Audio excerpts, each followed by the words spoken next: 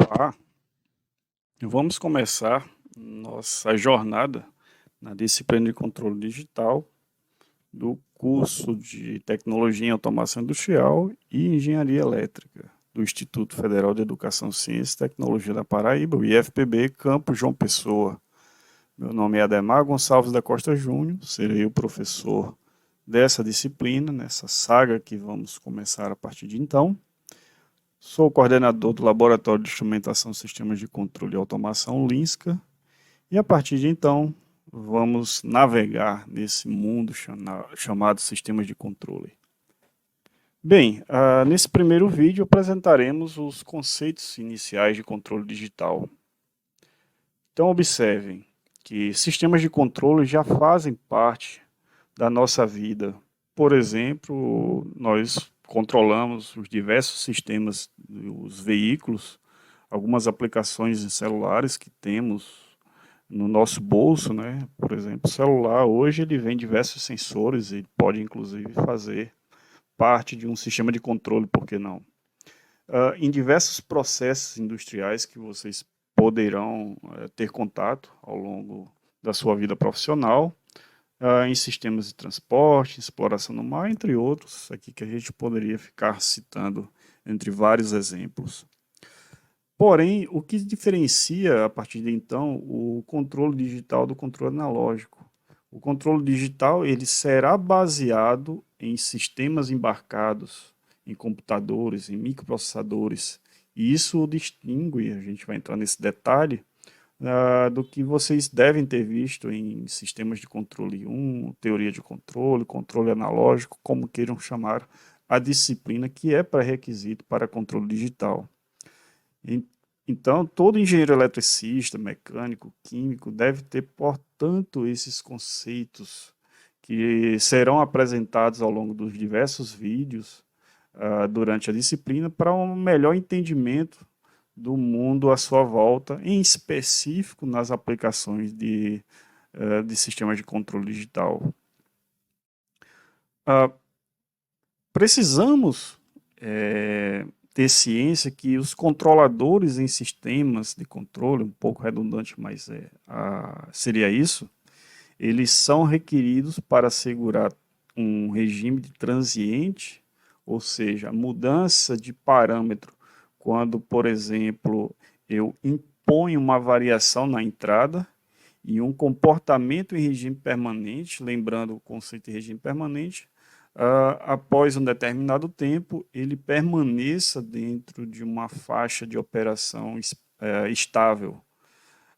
E todos esses dois, a gente fala em permanecer ou ter um desempenho satisfatório que possa atender à demanda do projeto no qual o cliente está especificando. Lembrando bem que esse desempenho satisfatório também eu preciso ter quando tem ruídos e incerteza nesses modelos matemáticos. Vamos ver isso com calma, com aplicabilidade. Nós veremos isso nos módulos futuros.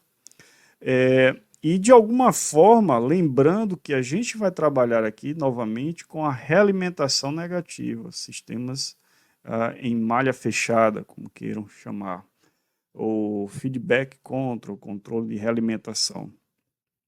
De fato, um sensor será necessário para medir a variável controlada e compará-la, o comportamento dessa saída com o sinal de referência, que é o sinal desejado. As ações de controle são baseadas em um sinal de erro, definido como a diferença entre a referência e os valores atuais. Nada muda no contexto do controle digital, até aí então. E o controlador, que é um algoritmo, ele vai manipular o sinal de erro para determinar a ação de controle desejada. Uma ação tipicamente, por exemplo, de sinais analógicos, como vocês viram anteriormente nas disciplinas. Esses sistemas, falando sistemas elétricos ou eletropneumáticos ou pneumáticos, eles têm saídas e entradas analógicas. De um tempo para cá, os controladores digital substituíram, na verdade, ou tem substituído, eu creio que a gente já pode até dizer certamente que os controladores analógicos estão quase sumindo das próprias indústrias. Na medida que eu vou tendo a industrialização, a digitalização dos sistemas de fábricas mais antigas, praticamente tudo é baseado em computador. Ainda mais que nesse pesado momento, estamos no início de 2021, a indústria 4.0 vem sendo contextualizada e aplicada hoje em diversas indústrias. Bem, só para a gente relembrar um pouco desse conceito, nós temos aqui no lado direito o sistema em malha fechada, que são mais precisos do que malha aberta, são menos sensíveis às perturbações e mudanças no ambiente, e a resposta no tempo e o erro de regime permanente são inerentes a sistemas em malha fechada, onde eles podem ser controlados.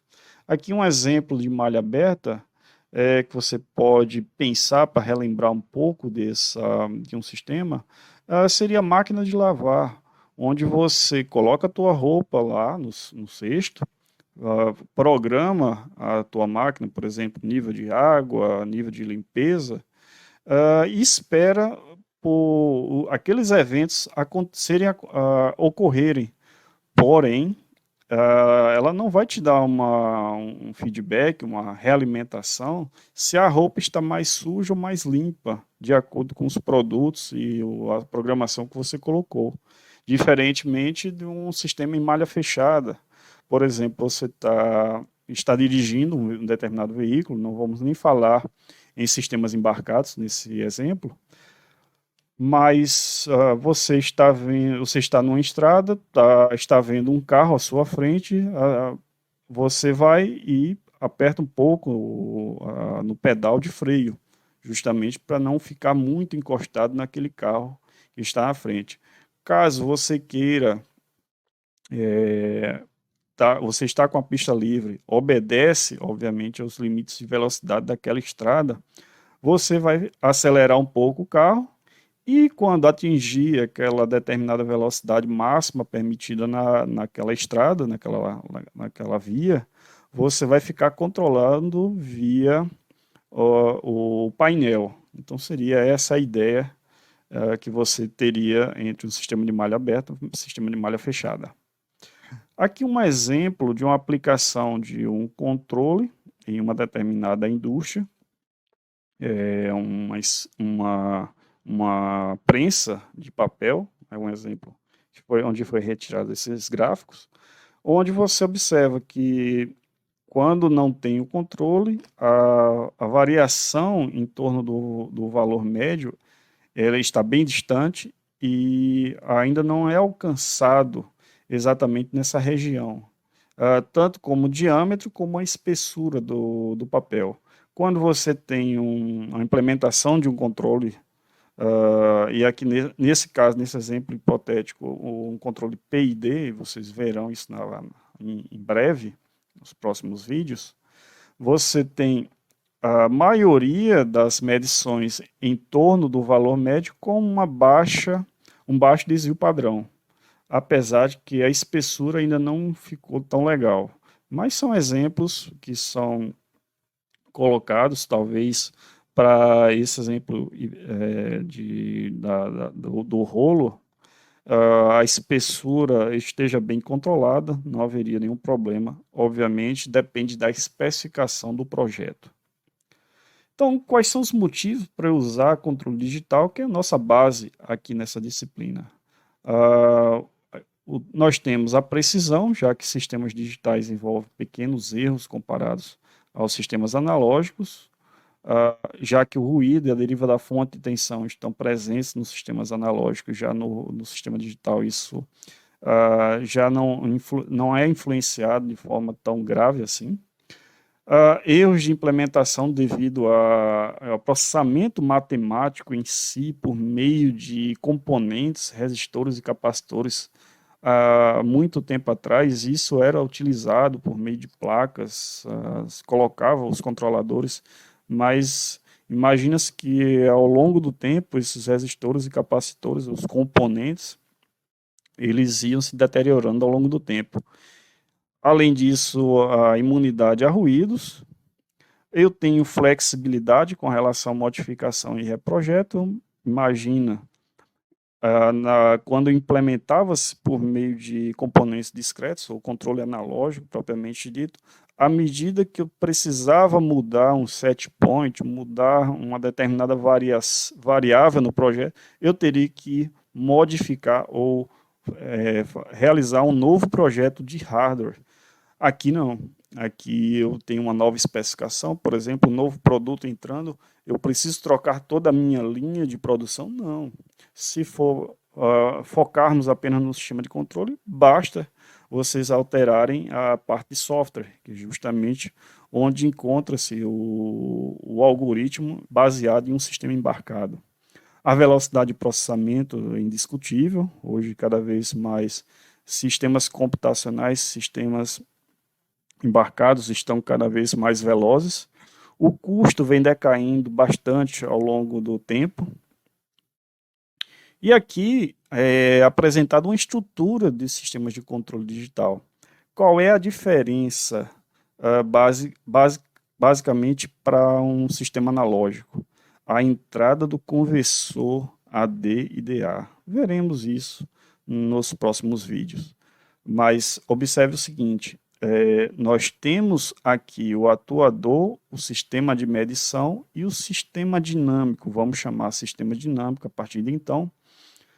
O nome processo ou planta é muito usado entre o pessoal da engenharia química, engenharia mecânica, mas observe que, por exemplo, um robô eu não vou chamar planta.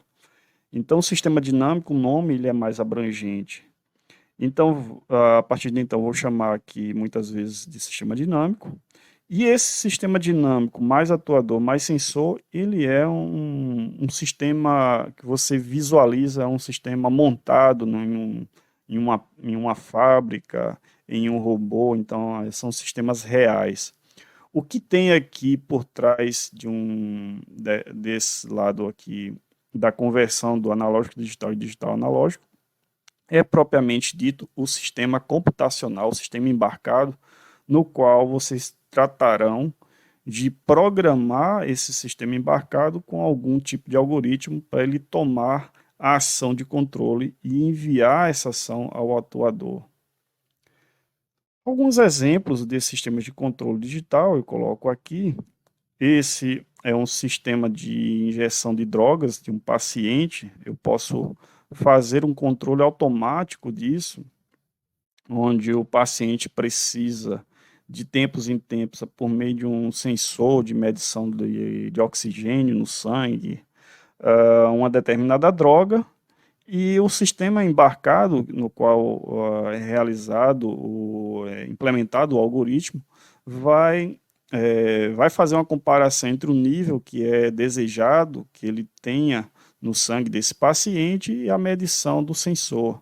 E aí ele toma a decisão e libera ou não a droga por meio de um motor controlável para que o paciente receba. Isso eu estou automatizando o sistema de injeção de algum remédio, por exemplo, em um paciente.